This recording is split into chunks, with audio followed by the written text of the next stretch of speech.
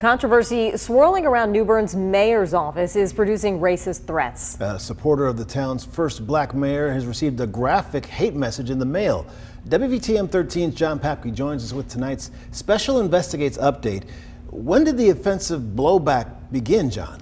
Well, last fall, Guy. In fact, within days of New Bern's first black mayor filing a lawsuit over what he called racist motives to keep him from carrying out his elected duties.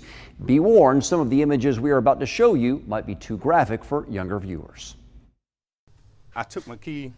Last week, we introduced you to Patrick Braxton, who claims he was locked out of town hall in 2020 after becoming New Bern's first black mayor. I want to see this town grow and everyone can come together and be created equal. Food distributions, utility assistance. LaQuina Lewis's nonprofit offers a community food bank in the area.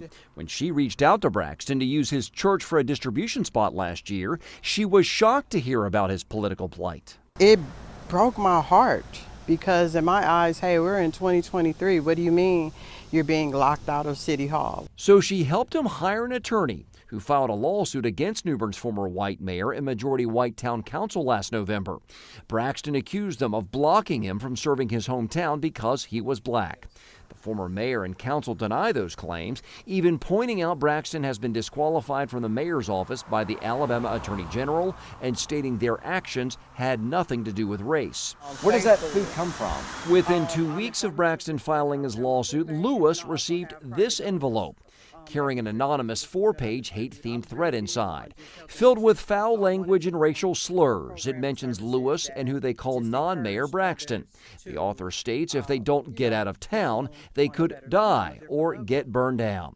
They also claim they were watching Lewis's 4 kids and her new home. I was very fearful of my life, my family's life.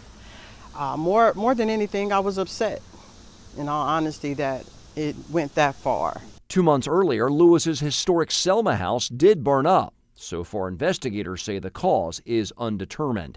Finally, this page of the hate mail even showed a sketch of Lewis and Braxton with swastikas for eyes being lynched.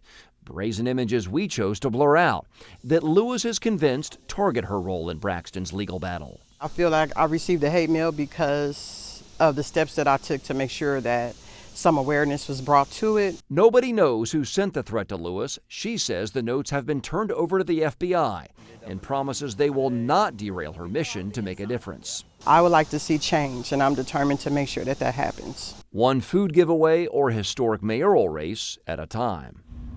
Wow, John, do we know where these letters are now? Well, like I mentioned, Lewis claims the racist notes were turned over to the FBI, but Bureau representatives would not confirm to me or deny whether they've opened an official investigation. We'll be sure to keep you posted. All right, thanks so much, John.